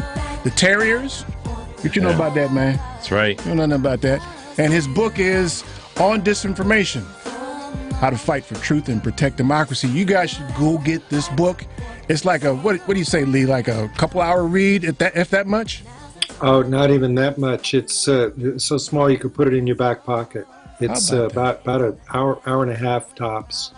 How about that? And then when you could actually use your line with someone, you could say, so what if I had evidence? If I had evidence in my back pocket, would it help you change your position? I wrote that down because I'm going to add that to my little thing I do with people when I ask them the Well, how come nobody ever asks me stupid questions? Because you don't have. Listen, you covered this over 2 years ago. I have that look on my face, Doc. What is that look? I don't know what that look is. And what look do I have if I don't have that? People have said to me that I have an approachable. Okay, that makes me unapproachable. No, that makes me approachable. Didn't say that. Did we say a damn they thing ain't about approaching him, me. Come on, Mr. Philosopher, man. Tighten him up a little bit. You got it. Well, remember what I do. I go find them. I mean, I flew all the way to Denver. Well, he said that's the mind-altering drugs doing that to you. That's what Eric has said to me. He said, "Man, what do you do? Go find these people?" But no, I mean, listen. Both of you are mind-altering drugs. Well, hey, the altitude will do that to you. All right, let me get a couple of calls here, Lee. Get ready for this, man, because these guys are pretty good. Let's get David in. Hey, Dave, what's up, man? Hey, Dave. Dave going I'm once. going to put Dave on hold here. Let's try, let's get my man Roosevelt calling here. Roosevelt, what's new, man? Hey, gentlemen, how you doing today? Thank you for taking my call. Certainly. Hey, listen, I want to talk eventually I'm going to get to the imbecile. We're not supposed to do that. Not today. We got the doc on the line. Can't go there. Okay. All right. Well, I want to talk jazz, okay? I know you guys mentioned Crusaders, but what do you think about the album? I'm just going to toss some questions. What do you think about the album Street Life, Randy Crawford on vocals? And did you ever hear of Echoes of an Era with Chaka Khan on vocals? Yep. Yeah, I got all those on vinyl. I'm big time. Street Life was the group's most commercially successful album. Came out in 1979 and was on the top. It made it the top 10 in You're dragging R&B. out the nerd in people, Roosevelt. Yeah, Stop so that. that was one of their best, and it was their crossover album that then got them lyrics on the back of the album. Lyrics on the back of the album. Yep. Lyrics printed on the back of the album. Yep, and a cover that was quite the cover. So that was a good one, Roosevelt. Nice call, man. Yeah. And wait, let me. I'm going to be brief. Then all these things that come to my mind. What do you think about the fact that in the old days we used to say they sold out, such as Muddy when he went electric, and in jazz when Miles went also electric, and to me he was the father of fusion. Me personally, I've seen bands like Weather Report and Passport. Did you guys ever hear of Passport from Germany? Yep. And what's the other band? Weather Report, Return to Forever. Yeah, Chick that Corea. was Chick Corea, Herbie Hancock, Stanley Clark. Now, I've seen them guys. Let me tell you, to me, the best bass, Jacob Asturias, the best bassist in the world to me is Stanley Clark, hands down to me. Yeah, But anyway, Eric's got something to say about that. He's holding back because he's got something to say about the best bassist. Victor Wooten's pretty good. Yeah. What about Marcus Miller? Marcus Miller, and Bootsy Collins. I knew you were going to say Bootsy. I knew you were going to say Bootsy. And what about Alfonso Johnson? Alfonso Johnson, too. No, listen, man, listen. You may not know this, but Prince was probably the best bassist that you know. Yeah. Really? Yeah. Yes. I would never think of him or consider him as one of the best. Well, I've seen all these guys, in their heyday, like in the mid-'70s. So what do you think about what I said before, as far as them selling out and so on? But if you think about it, to me, fusion is a lot of people don't consider it jazz, but guys like Herbie Hancock, he's the one that really, catapulted the fusion as far as making it popular or making it. He pushed the electronic part of it. Miles is at the top of the heap when it comes to fusion, and Herbie pushed because Herbie played in Miles' group. Miles was a pure jazz musician longer than he was. He was trying to make some money at the end there, so he gets a pass on that, as was Herbie. Right, and they sorry, go ahead. And believe it or not, all those guys influenced rock because let me tell you, Santana, he took a lot from jazz, from jazz's heyday. But back to Miles. But anyway, so like Bitches Boo and stuff like that. It was nobody ever heard of that. Nobody ever. And a lot of the people that came after Miles were really band members that he had prior to being so-called fusion or electric. Yeah, those guys were transition guys, but you can't beat John Coltrane and Charlie Parker. You can't beat them. No, who was? I mentioned it before. Carlos Santana, big time John Coltrane, and in some of those, if you think about it, that one album that he had a breakthrough, not a breakthrough, but he got famous in 2000, Santana. There was some stuff from Coltrane there, So a lot of Santana's solos. There's a lot of Coltrane in him, in my opinion. And then guys like Eddie Harris,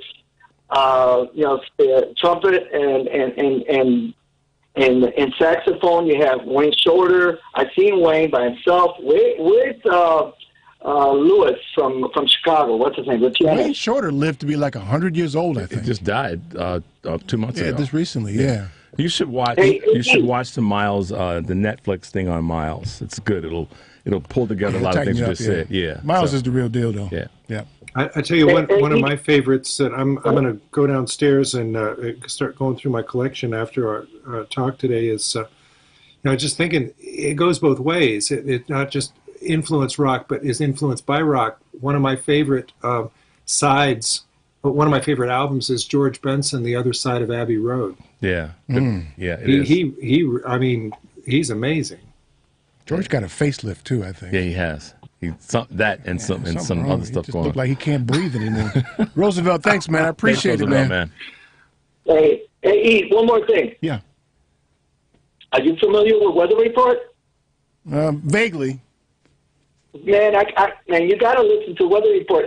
Wayne Shorter is a killer on those albums. Killer. Man, I can't get away from Louis Armstrong and Duke Ellington. That's where I land, man. I can't turn away from them. Can't do it. You're a traditionalist, Steve. You're a traditionalist. I am. Roosevelt, thanks, man. Appreciate you, man. Thanks, man. All right. You bet. See ya.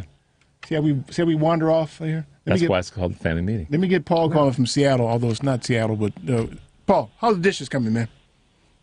Yeah, I got those all shined up, put away. That's right. That's right. I do a good job. I do a good job. Listen, Paul, I bet you read the book by Harry Frankfurt that I can't say on the air. Have you? I can't ask you then.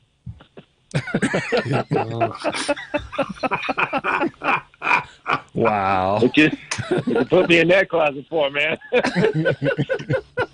There you go. What's on your mind, man? So, we're talking about disinformation, misinformation. So you don't have to know the facts. It's important to understand objectivity, the objective facts, to know when you're hearing a lie. And that means you don't need to have all the facts or know the facts necessarily to know the truth.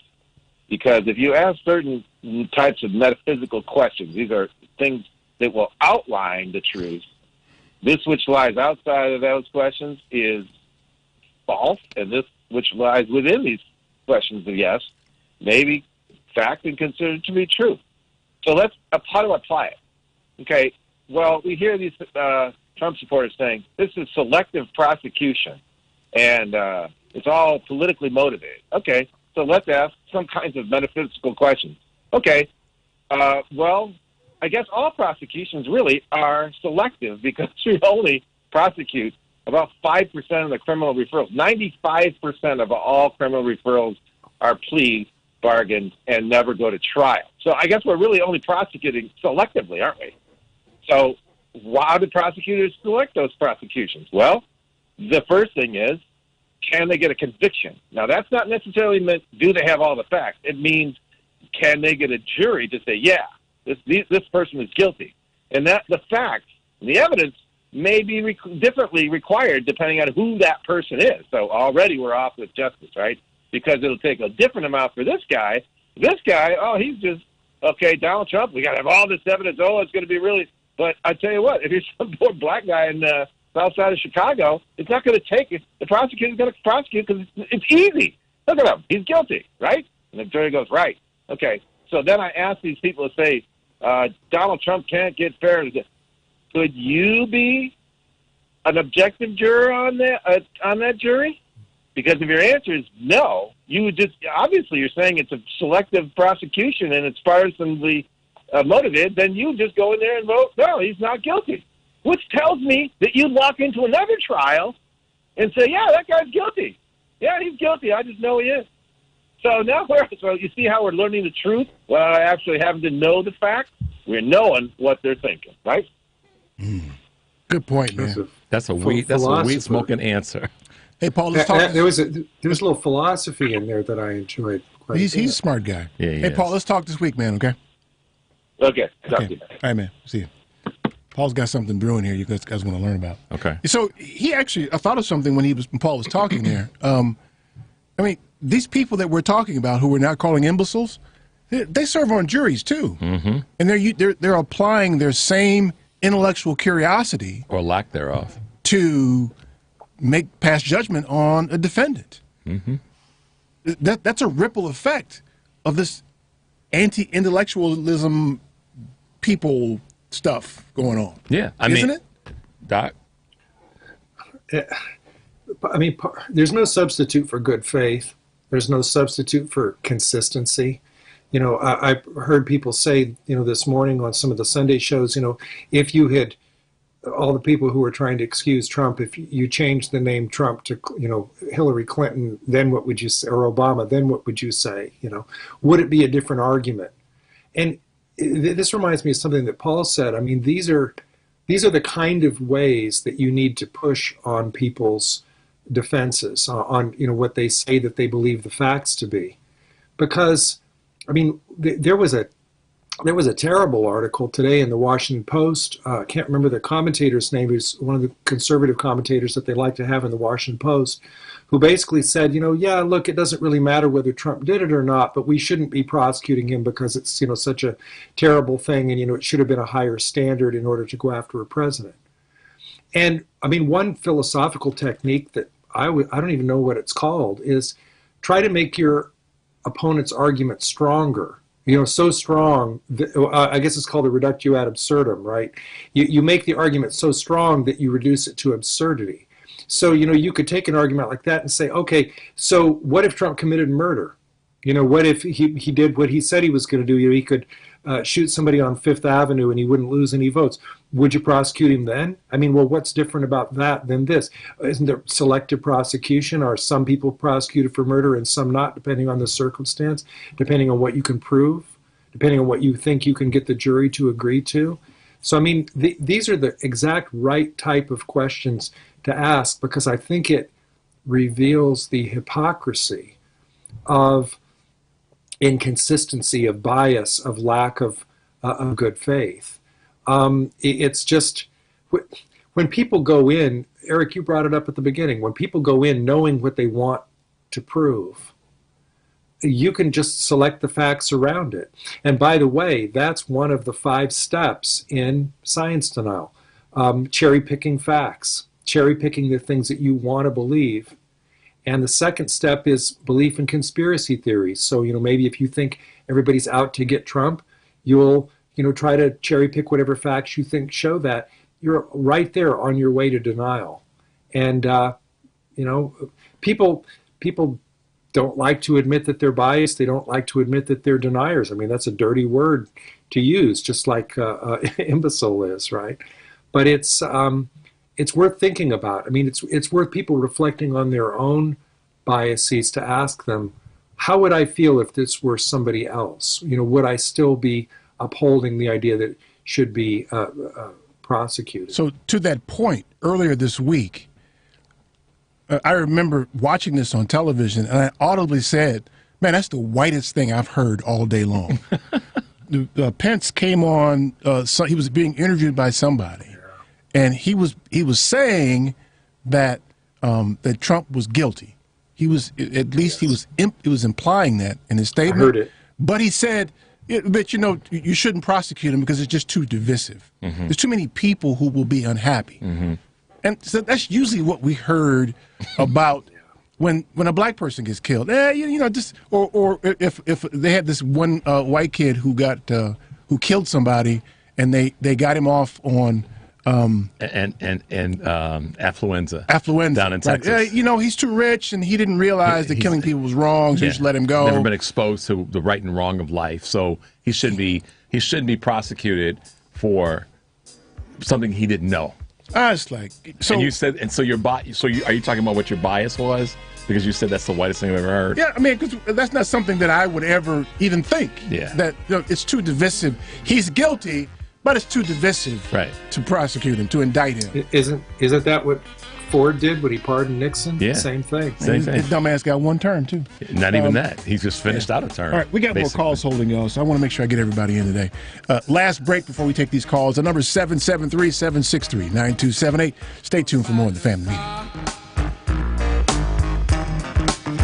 But the price ain't right. Ain't that cold? Be a damn sight cheaper. Yes, it would. Started riding the bike. Listen, they're making milk out of powder. Yeah, they are. Got the babies crying. Poor baby, they know what that stuff is. Hi, this is Jennifer Marlowe from Windcrest Wealth Management. Keep listening to the Family Meeting. Got the parents lying.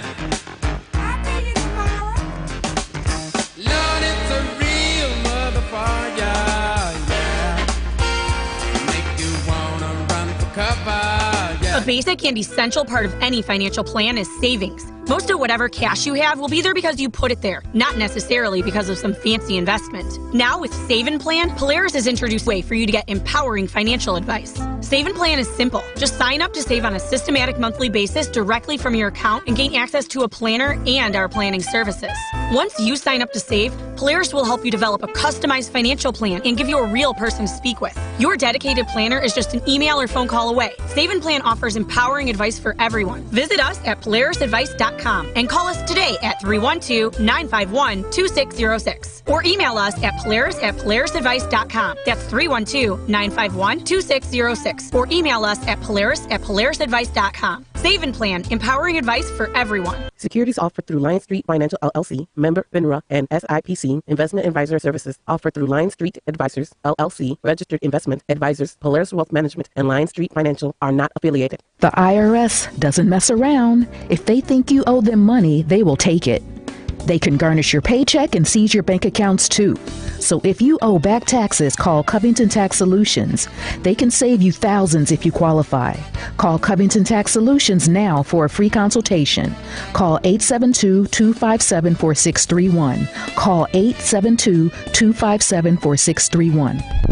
Covington Tax Solutions.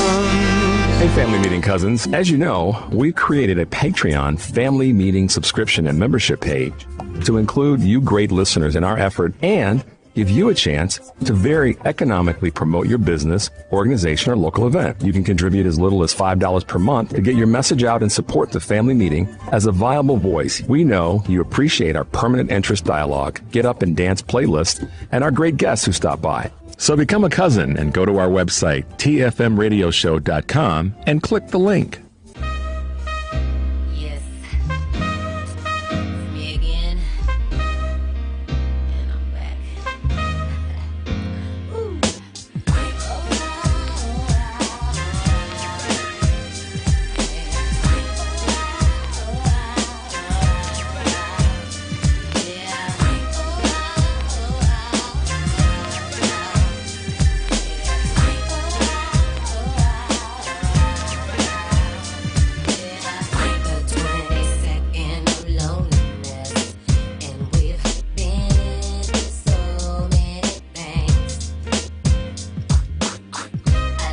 My name is Justin Johnson. I am a student at Howard University, and I listen to the Family Meeting. Yeah, y'all, it's that time of the day where we're almost finished. Yep.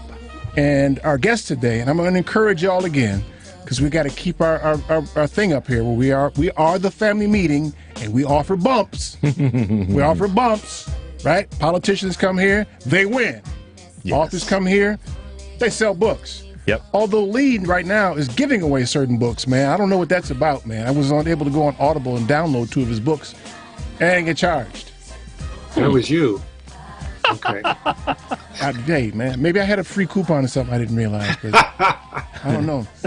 This is Dr. Lee McIntyre. The book is On Disinformation. It's called On Disinformation. You know, while you're at it, go out there and buy Harry Frankfurt's book.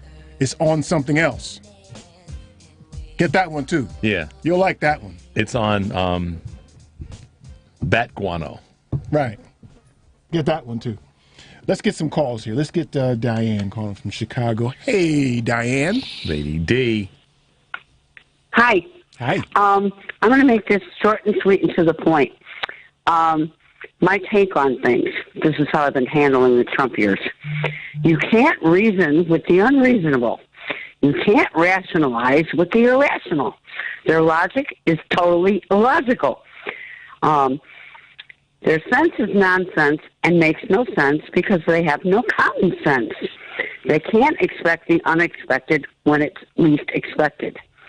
They can't accept that they're being played for a fool because they're suckers and losers, and they can't accept they've been lied to. So my take on it, give it up. Either they're going to wake up, snap out of it on their own, or they're going to go down the rabbit hole, a lost soul, forever. You sound like That's you got my take on it. You sound like you got it written down somewhere, Diane, like you have to reference it. Yeah, I wrote this down a long time ago to keep me rational and sane in this insanity. And you got to repeat it to yourself, right? Yeah, well, I do this, let me put it this way. I was homeless for 7.5 years, and most of those years were the Trump years. So I had to deal with a lot of Trumpsters, and trying to get them to see reason, it's unreasonable. It's totally unreasonable. So the way I've always left it, okay, you have your point of view, I have my point of view. Let's agree to disagree. And peace out. Have a nice day. Diane, and it always ends well. Thank you for that, Diane. I appreciate it. Thanks, Diane. Stay with us. You're welcome. And yeah, I do have it written down because it keeps me sane in this insanity. So you have a good day. Okay, Dan, thanks. You got a little congestion there. A little bit. A little congestion. A little bit. Oh, my God. Look who's holding on the line. Let's get old drunk-ass Adrian in here. What's up, man? Man, why do you all have to always introduce me as drunk-ass Adrian? Because we tell the truth. That's right. I know what you're doing. I know exactly what you're doing. What, because what is your moniker? If it's fill in the blanks. If it's Sunday and the family meeting is on, you know what I'm doing. That's right. And we don't engage in disinformation around here. We know I'm drinking. That's right. What do you got for us, Adrian? So I'm gonna get Dr. McIntyre's book. I think that's a great thing that we need now is identifying how to deal with problems and issues that we have, and disinformation is one of them. I had a book recommended to me a little while ago, and I just started kind of reading it recently. I'm about a third of the way book through, and I'd be willing to bet 2 nickels to a dime that Dr. McIntyre has either read this book or is very familiar with it. It's called Attacking Faulty Reasoning by T. Edward Dahmer. So I don't know that book. Oh my goodness, that's the first bet I've ever lost in my life. You shouldn't say that out loud. You're supposed to be a smart dude, Lee. Damn, man. You're supposed to say there are a lot of books that do what he's doing. In it sounds like, given the title, that's not one that I know. I'm going to look that up. There you go. There it is. Yeah, it's a great book. So the way I think that book ties into your book is you're kind of dealing with the false information part of it, and I haven't read it yet, so I'll get it and understand what it is absolutely all about, and how your perspective from the book. But what this guy does is he takes a look at the argument that people put together, and he actually dissects whether or not their argument is actually something that reasonable people can accept the conclusion. Basically, he looks at whatever the conclusion of the argument is based on the premises that are supposed to support the argument that lead to a conclusion.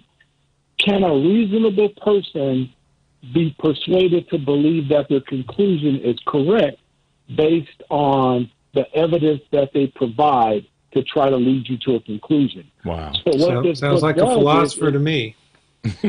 Yeah, this book teaches you how to identify whether someone has actually even presented something that you should consider as a valid argument.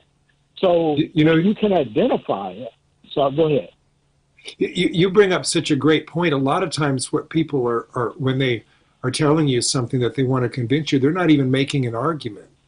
They're just telling you what they believe to be true. They're not telling you why you should believe it. They're not structuring it as an argument. They're simply saying, well, I don't believe it, or, I think this or I think that. Just to identify the argument is 90% of it. I think you're dead on. Mm-hmm. Yeah. It's an amazing book. And so I think that if people could actually, if you looked at, whatever it is you believe, but how you try to frame the conclusion that's based on what your beliefs are, let's see how valid the conclusion is based on the evidence that you presented to me to try to get me. I'll believe what you believe if you convince me of it with some valid evidence, something more than just anecdotal. Well, that's when they start insulting you. Bravo. That's when they start insulting you, right? That's where it goes bad. Right. Right. Yeah, and that it is. And that guy has all these categories of fallacies, why they're fallacies. And what's interesting is he says when you point out to these people why they've made a bad argument and the reasons why. And one of them is they're not attacking your premises or your arguments or your rebuttal. They're attacking you. That is an indication that the argument that they're making isn't very strong because they can't rebut what you're saying because they're just attacking you personally. Yeah. It's called an ad hominem argument, and it's a fallacy. Yeah. You know, there's so much wisdom in what you just said. To me, the really the essence of it, the nugget is what I think's so great about scientific reasoning is that they're willing to change their mind when the evidence changes. And so often in these sorts of debates that we've been, talking about, people are not willing to change their mind even when they get evidence that should compel them. Yeah. And that's worth reflecting on. Yeah. So, I mean, is there a problem with the evidence, or is there a problem with the way that they're reasoning about the evidence? That when I was talking to the flat earthers, that's what I ultimately determined. It was not just what they believed, it was why they believed it. That's what the trouble was. Adrian, I got Tommy Holden, man. I got Tommy Holden, right? Well, we got to get out of his way. Yeah. But it was a pleasure talking to you. I'm going back to drinking. Okay. All right, Adrian. Thanks. Let's see what's on Tom's mind, shan't we? Yes, we should. Hit the right button, though, E. How about that? There you go. Do that, man? Yeah. Yo, Tom, what's up, man? First of all, welcome home, Big Guy. Always great to hear your voice. Same with you, Richard. Is not welcome home. Always great to hear your voice, and especially to you, Doctor. I just want to say one thing. When the Nazis surrounded the 101st in Bastogne and they asked them to surrender, the commanding officer's reply to the Germans was nuts. And that's where we are right now. Because the disinformation is individuals trying to talk to the American people and convince them that somehow or another that an attempted takeover, attempted murder of the Vice President of the United States of America, the absolute attempt to overthrow the federal government of a nation. If that ain't disinformation that you trying to put out over the air to people, that somehow we need to be trying to talk to people and convince them that you believe the lie, are you serious? That's why this country is in the place that it's at right now. Because the individuals who are supposed to uphold the law, break the law, and then turn around and talk to the masses of people like they're absolutely and unequivocally stupid. This is outrageous. It's egregious. And for the love of God, anybody who ever believed in democracy can clearly see how on God's earth can you allow some provocateurs to get to the highest plateau in your nation, attempt to take it over, fail at it, and then turn around and say, okay, we failed that time, but what we'll do this time, we'll make sure we get it right. And by the way, since y'all too stupid to follow the law, we'll just lower you to sleep with all these rabbit holes. Because the last time I checked, the United States of America was an ally to China when Japan was stumping a mud hole in their behind. Keep listening to the family meeting, because some of these conversations just ain't worth having. Goodbye. That's our weekly contribution to the community. I'm telling you. That's our, let me get this in, Lee. That's our weekly contribution to the community's safety. We let Tommy get it in here so he's not in your neighborhood breaking your windows. Thanks, Tom, for that. All right, Lee, go ahead, man. I want Tommy as my publicist because the first sentence in my book is, the storming of the U.S. Capitol on January 6, 2021 was an American tragedy. It was also completely predictable. Yep. And then I go on to say how it has its roots in disinformation. He's absolutely right. Well, and listen, it's going to happen again, and sooner than we think, probably. That's the worry. That's why I wrote the book, right? Yep. All the evidence is there that it's... Wait a minute, you wrote the book to prevent it or to make people aware of it? I wrote the book because I'm trying to prevent the... they say that the best predictor of a coup is an unsuccessful coup that happened before it. January 6th is why I wrote the book, because I'm afraid that the disinformation is going to lead us to what they attempted and failed to do on January 6th. That's why the title of the book, the subtitle is How to Fight for Truth and Protect Democracy. The last few pages of the book, I mean, it's what the book is about. I give people, citizens, everyday citizens, practical advice on what they can do to fight back to keep this from happening the next time. So let me get this straight then. So when the mob assembles again, you want me to stand before them calmly and rationalize with them? No, it's is that what you want me to do? That's the last book. That's the last book. I want to keep them from assembling, and the way to do that is to keep the disinformation, to fight the disinformation war better than we've done. It's if our solution to this is to go out and try to reason with the unreasonable, as Diane said before, we're never going to make it. I mean, she so much of what she said was important. I mean, Jonathan Swift said you can't reason people out of things that they didn't reason themselves into in the first place. Yeah. And Mark Twain said it's easier to fool people than to convince them that they've been fooled. We can't just count on our persuasive powers. That's part of it. We have to stop the next January 6th, and the way we're going to stop that is by being awake to the disinformation war that we're in and putting pressure on the media and our government to do something about it before it's too late. Or shoot them. That chapter is not in my book. Okay. That's my forward for your book. That book has not been written yet. Lee, tell them where to find the book, man. I guess it's just everywhere, right? It's on pre-order if you go to Amazon or Barnes & Noble. I heartily recommend people go to their local independent bookstore and pre-order it there. But Okay. you can help my sales rank on Amazon if you want to pre-order it there. And Eric, thank you so much for having me back on the program. Such a pleasure. We didn't get a chance to talk about what we wanted to talk about this time, so you're going to have to come back in the next few weeks so we can do that too. Yep. I will come back. Because you've nerded out about that too. Yep.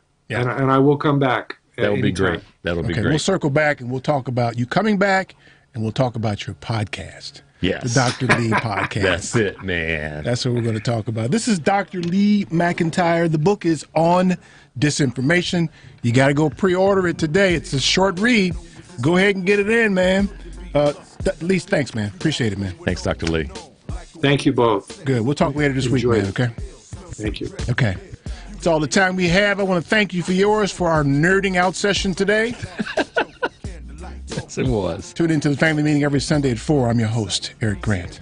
Peace. Seafood dishes, wine cooler, champagne wishes, waterbed head, fine dude with some riches. Your love The preceding program, The Family Meeting, is sponsored by the Polaris Insurance Agency and Eric Grant, and to the extent of its guests, the views and opinions reflected do not necessarily express the views and opinions of NewsWeb Radio Company or its management.